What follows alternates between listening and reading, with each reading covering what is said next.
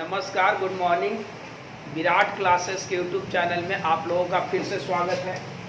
और अब हम आप लोगों को पढ़ाने जा रहे हैं सैयद वंश। तो आइए अब सैयद वंश के बारे में जानिए थोड़ा सा। कह रहा है कि अगर हम सैयद वंश की बात करें तो सैयद वंश तुगलक वंश के बाद आया। यानी तुगलक वंश के समाप्ति के बाद, किस वंश के समाप्ति के बाद? तुगलक वंश। तुगलक वंश के समाप्ति के बाद दिल्ली के गद्दी पर एक नए राजवंश का उदय हुआ और इस वंश का नाम हुआ सैयद वंश। इससे पहले देखिए, आपको दिल्ली सल्तनत की अगर शुरुआत देखें तो गुलाम वंश से हुआ। गुलाम वंश के खात्मे होने के बाद, समाप्ति होने के बाद खिलजी वंश आया। खिलजी वंश के समाप्ति के बाद तुगलक वंश आया और तुगलक वंश के जब समाप्ति हो गया तो सैयद वंश आया। अगर सैयद वंश की बात हम करें तो सैयद वंश के संस्थापक 4 शासक हुए। खरीज खां हुआ 1414 से 21 तक रहा। मुबारक शाह हुआ 1421 से 34 तक रहा। मोहम्मद शाह हुआ 1434 से 45 तक हुआ और अलाउद्दीन आलम शाह हुआ 1445 से 1451 तक। अगर सैयद वंश की बात करें तो आखिर यह वंश कैसे आया?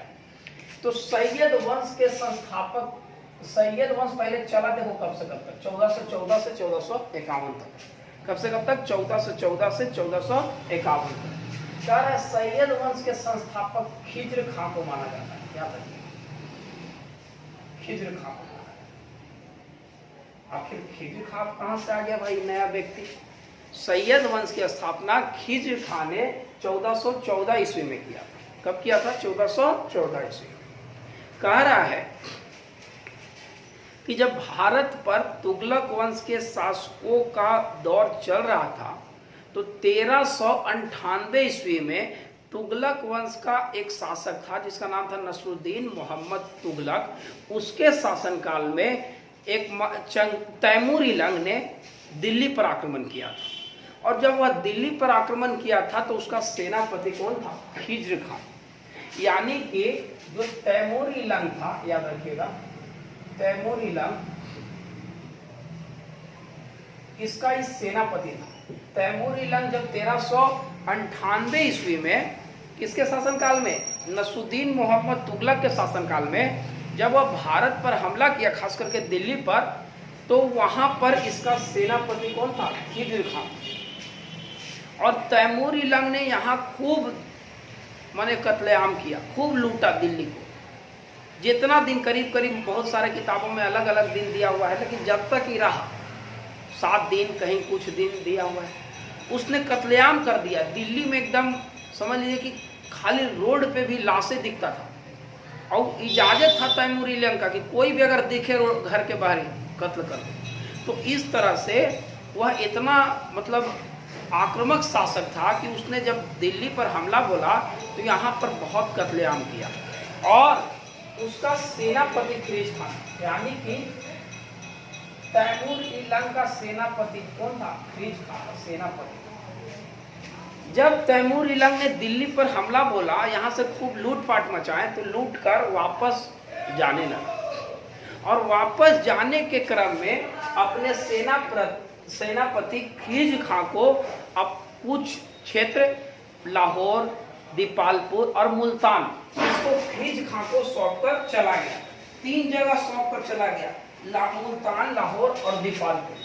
जब भारत से वापस जाने लगा तो मुल्तान, लाहौर और दीपालपुर, मुल्तान, लाहौर और दीपालपुर की तीनों एक और तैमूरी लंग ने खिज्र खां को सौंपकर वापस चला गया। कोई दिक्कत? जब मुल्तान, लाहौर, दीपालपुर सौंप के गया तो फिर आखिर दिल्ली पर कैसे खिज्र खां शासन करने लगा? तो इसके जाने के बाद खिज्र खां ने दिल्ली पर भी कब्जा जमा लिया। इसके जाने के बाद जब ये मुल्तान, लाहौर, दीपालपुर इसको सौंप के चला गया तो जब तैमूरी लंग चला गया तो ये कहा के गया कि हम जा रहे हैं, लेकिन जितना टैक्स उगाही होगा यहाँ से, जितना टैक्स आप लोग को मिलेगा उसका कुछ हिस्सा तुम भेजना हमको। तो जो खिज्र खां था वह नियमित रूप से तैमूरी लंग को पहले टैक्स भेजता था, लेकिन तैमूर इलंग के मरने के बाद शाहरुख, इसका बेटा था शाहरुख, उसको नियमित रूप से टैक्स भेजा करता था। यानी खिलजी खां जो था, देखिए जब तैमूर इलंग भारत पे आया 1398 ईस्वी में, कब आया? 1398 ईस्वी में। दिल्ली पर हमला बोल दिया, दिल्ली पर हमला बोल के खूब लूटपाट मचाया। उस समय दिल्ली का शासक था नसरुद्दीन मोहम्मद तुगलक। जब तैमूर इलंग जब आया तो उसने खूब लूटपाट मचाया, कुछ क्षेत्रों पर कब्जा भी जमा लिया, खास करके मुल्तान, लाहौर, दीपालपुर पर। और जब ये यहाँ से वापस जाने लगा तो जाने के दौरान में अपने सेनापति खिलजी खां को वह तीनों क्षेत्र सौंपकर चला गया और ये कह के गया कि टैक्स भेजना। तो खिलजी खां नियमित रूप से तैमूर इलंग को टैक्स भेजता था, लेकिन कुछ दिन बाद उसका पुत्र को भी टैक्स भेजना शुरू कर दिया। यानी जब तैमूर इलंग नहीं रहा तो खिलजी खां को टैक्स भेजता था। खिलजी खां जितने भी दिल्ली सल्तनत के शासक हुए वह अपने नाम में सुल्तान की उपाधि से खुद को नवाजे थे, लेकिन यह जो था वह सुल्तान के जगह पर रैयत ए आला की उपाधि से खुद को नवाजा था। सुल्तान के जगह पर या कौन सी उपाधि से खुद को नवाजा था? रैयत ए आला। याद रखिए, कह रहा है कि खिलजी खां ने जितने भी दिल्ली सल्तनत के शासक हुए वह अपने नाम में सुल्तान लगाते थे, लेकिन जो खिलजी खां था वह सुल्तान के जगह रैयत ए आला की उपाधि से खुद को नवाजा था। क्या बोले? जो खिलजी खां था वह सुल्तान की उपाधि ना नवाज लेके रैयत ए आला की उपाधि से खुद को नवाजा। कोई दिक्कत? या पहले किसको टैक्स भेजता था? तैमूर इलंग को। इसके मरने के बाद उसका पुत्र शाहरुख को भी या नियमित रूप से टैक्स भेजता था।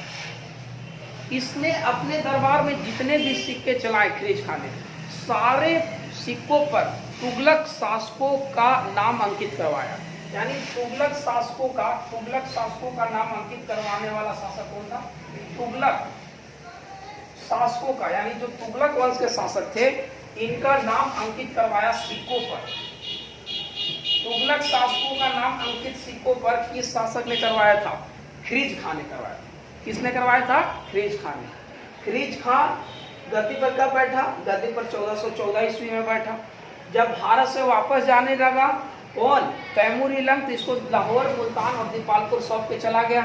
यह खुद को सुल्तान पद की उपाधि ना लेके रैयत ए आला की उपाधि लिया था। खिलजी खां तैमूर इलंग का सेनापति था। यह इस शर्त पे कह के गया था कि तुम नियमित रूप से टैक्स भेजना। तो पहले तैमूर इलंग को भेजता था, इसके मरने के बाद शाहरुख, इसका जो पुत्र था, उसको टैक्स भेजता था। कह रहा है कि खिलजी खां के बारे में फरिश्ता ने लिखा, एक इतिहासकार है जिसका नाम है फरिश्ता। उसने लिखा कि यह एक न्यायप्रिय शासक था, न्यायप्रिय एवं उदार शासक था। मतलब इसका जो स्वभाव था वह काफी दयालु वाला था, न्यायप्रिय था, अन्याय किसी का साथ नहीं करता था। यह एक न्यायप्रिय और उदार शासक था। यह बात किसने लिखा? फरिश्ता ने लिखा। किसने लिखा? फरिश्ता ने लिखा। बात इतना समझ में आ गया? फिर से एक बार समझिए। कह रहा है सैयद वंश तुगलक वंश के बाद आया। सैयद वंश का शासनकाल 1414 से 1451 तक रहा। सैयद वंश में 4 शासक हुए, खिलजी खां, मुबारक शाह, मोहम्मद शाह, अलाउद्दीन आलम शाह। खिलजी खां सैयद वंश के संस्थापक माना जाता है। यह तैमूर इलंग का सेनापति था। तैमूर इलंग ने 1398 में दिल्ली पर आक्रमण किया तो इसने खूब लूटपाट मचाए और इसी क्रम में जब यह भारत से वापस जाने लगा तो लाहौर, मुल्तान और दीपालपुर खिलजी खां यानी अपने सेनापति को सौंपकर चला गया और बाद में खिलजी खां ने दिल्ली पर भी कब्जा जमा लिया और सैयद वंश की स्थापना कर दिया। कहा रहा है कि खिलजी खां तैमूर इलंग का सेनापति था, इसीलिए खिलजी खां तैमूर इलंग को नियमित रूप से टैक्स भेजा करता था। तैमूर इलंग जो है इसका पुत्र कौन है? शाहरुख है। तैमूर इलंग का पुत्र शाहरुख था जिसको यह टैक्स भेजता था। कहा रहा है कि खिलजी खां ने अपने दरबार में जो भी सिक्कों का प्रचलन करवाया उस पर तुगलक शासकों का नाम लिखा गया है। यानी अपने दरबार में चलाने वाले सिक्कों पर इसने तुगलक शासकों का क्रम लिखा, उनके नाम लिखा। यानी कि खिलजी खां जो था यह अपने नाम में सुल्तान की उपाधि से ना नवाज कर रैयत ए आला की उपाधि से खुद को नवाजा था। फरिश्ता ने लिखा यह एक न्यायप्रिय और उदार शासक था। यह एक न्यायप्रिय और उदार शासक था। अब देखिए, कह रहा है कि जो खिलजी खां था इसकी मृत्यु 20 मई 1421 ईस्वी को हो गई। 20 मई 1421 ईस्वी को खरीज खां मर गया। 20 मई 1421 ईस्वी को खरीज खां की मृत्यु हो गई।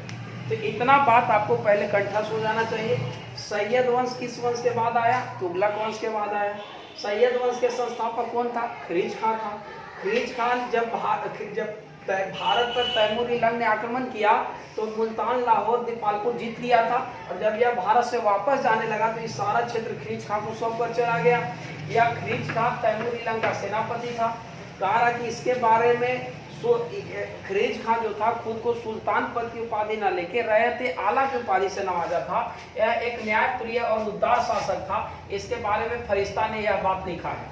कहा कि यह नियमित रूप से तैमूरी लंग को टैक्स भेजता था, लेकिन इसके मरने के बाद शाहरुख को टैक्स भेजता था। कहा कि खरीज खां ने अपने दरबार में चलाए गए सिक्कों पर तुगलकी शासकों का नाम अंकित करवाया है।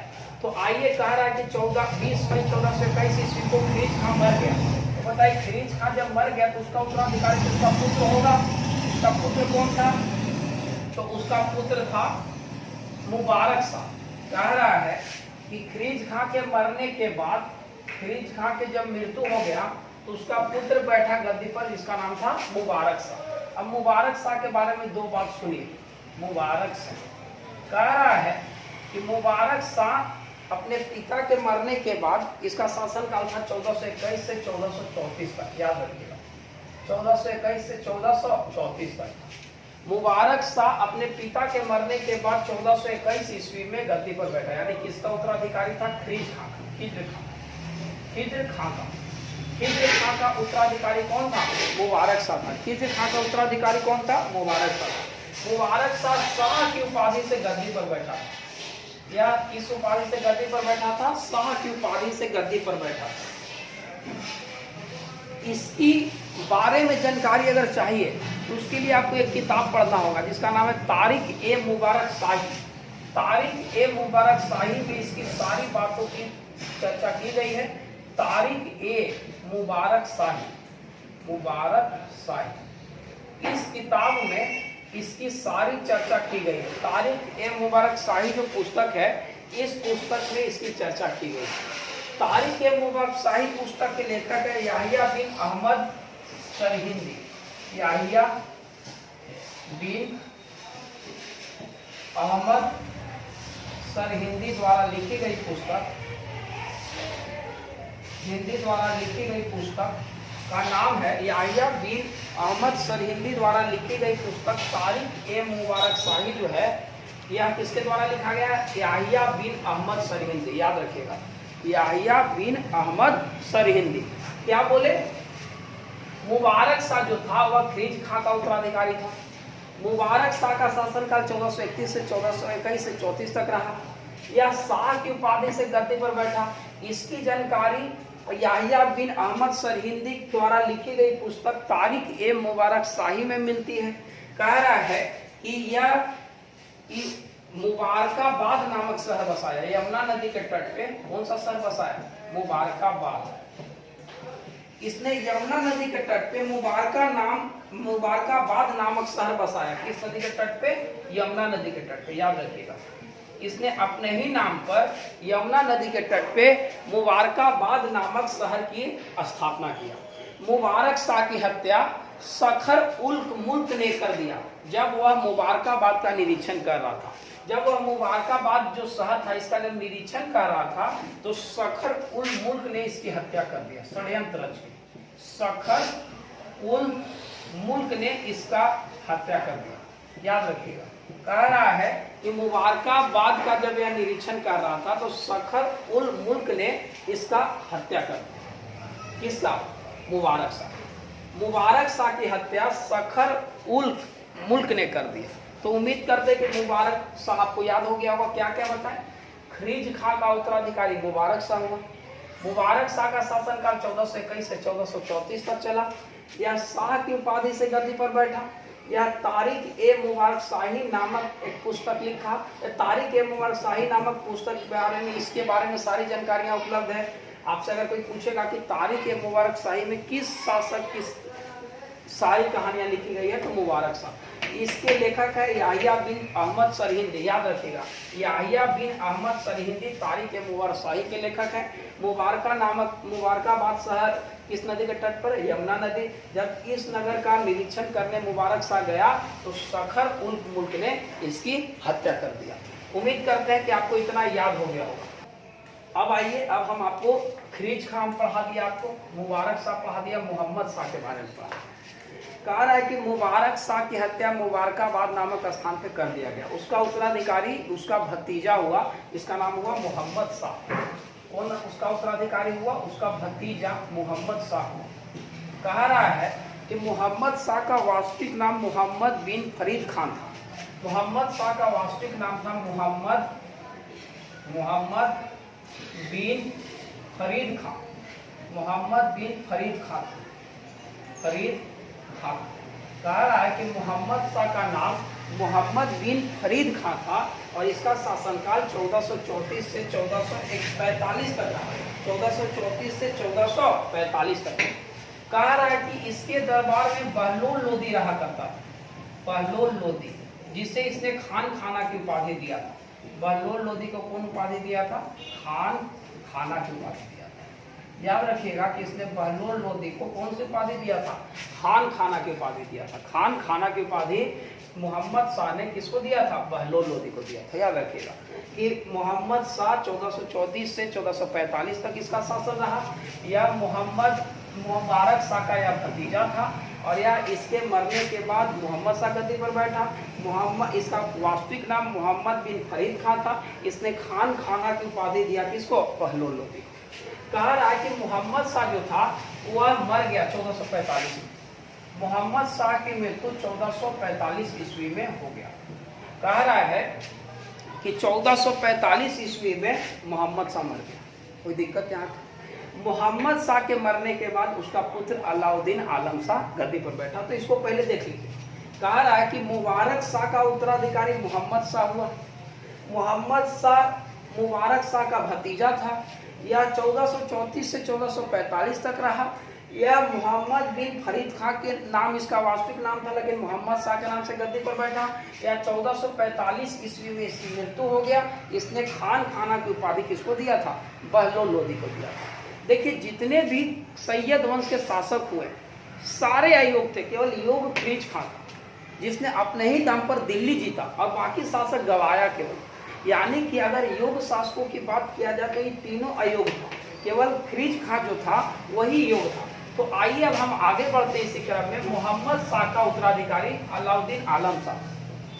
कह रहा है कि मोहम्मद शाह के मरने के बाद उसका उत्तराधिकारी अलाउद्दीन आलम शाह बन गया।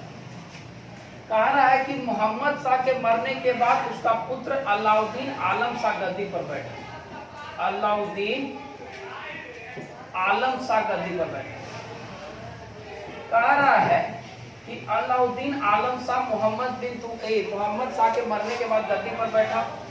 इसका शासनकाल 1414 से 51 तक रहा। 1445 से 1451 तक रहा। सुनिए ध्यान से। कह रहा है कि इसका सबसे इंपॉर्टेंट बात कि यह सैयद वंश का अंतिम शासक था। अगर आपसे कोई पूछेगा कि सैयद वंश का अंतिम शासक बताइए तो आप बोलिएगा कि सैयद वंश का अंतिम शासक था अलाउद्दीन आलम शाह। कह रहा है कि सैयद वंश का अंतिम शासक अलाउद्दीन आलम शाह। लेकिन दिक्कत ये था कि अलाउद्दीन आलम शाह को अपने जो मंत्री था, इसके दरबार का जो वजीर था, उसी से इसको नहीं पड़ता था। उसका नाम था हमीद खां। कह रहा है कि अलाउद्दीन आलम शाह को हमीद खां के साथ नहीं बन पाया। नहीं बनने का मतलब इन लोग दोनों जो था, इसको इससे नहीं पड़ता था, इसको इससे नहीं पड़ता था। तो हमीद खां क्या किया? षड्यंत्र रचने लगा। किसको मारने का? अलाउद्दीन आलम शाह। कौन अलाउद्दीन आलम शाह? या मोहम्मद शाह का पुत्र अलाउद्दीन आलम शाह 1445 में गद्दी पर बैठा और इसका जो वजीर था, जो मंत्री था, हमीद खां था। और यह अपने ही राजा को मारने का षड्यंत्र रचने लगा। यह बात अलाउद्दीन आलम शाह को पता चली। अलाउद्दीन आलम शाह को मारने का षड्यंत्र हमीद खां रचने लगा और यह बात जब अलाउद्दीन आलम शाह को पता चला तो वह दिल्ली छोड़कर भाग गया। यानी कि वह गद्दी छोड़कर भाग गया। गद्दी छोड़ जब गद्दी छोड़कर भागा गया तो गद्दी का हकदार तो हमीद खां था, लेकिन हमीद खां की हत्या बहलोल लोदी ने कर दी। लेकिन हमीद खां की हत्या बहलोल लोदी ने कर दी। बहलोल लोदी ने कर दी। और बहलोल लोदी ने हमीद खां की हत्या करने के बाद एक नए राजवंश का उदय किया और उस वंश का नाम था लोदी वंश। इस वंश का नाम था लोदी वंश। समझ में आया? कह रहा है कि खरीज खां पहले, फिर मुबारक शाह, फिर मोहम्मद शाह, फिर अलाउद्दीन आलम शाह। मुबारक शाह के बाद अलाउद्दीन आलम शाह उसका पुत्र गद्दी पर बैठा। इसका शासनकाल 1445 से 1451 रहा। यह अंतिम शासक था।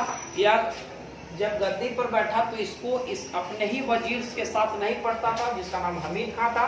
हमीद खां के साथ इसकी नहीं बनती थी। हमीद खां ने षड्यंत्र रचने लगा अलाउद्दीन आलम शाह को मारने का, और यह भनक जब इसको लगा तो यह दिल्ली के गद्दी छोड़कर भाग गया। हमीद खां गद्दी से हथिया लिया, लेकिन हमीद खां की हत्या बहलोल लोदी ने कर दिया और बहलोल लोदी ने एक नए राजवंश का उदय किया जिसका नाम लोदी वंश। जब यह भागा तो उधर ही 1476 ईस्वी में इसकी मृत्यु हो गई।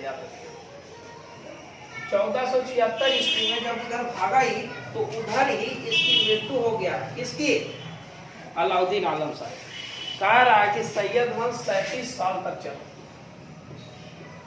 सैयद वंश का शासन कितने साल तक रहा? 34 साल तक और 37 साल तक। सैयद वंश का अंतिम राजा कौन था? अलाउद्दीन आलम शाह। अलाउद्दीन आलम शाह हमीद खां जब षड्यंत्र रचने लगा, ये भाग गया।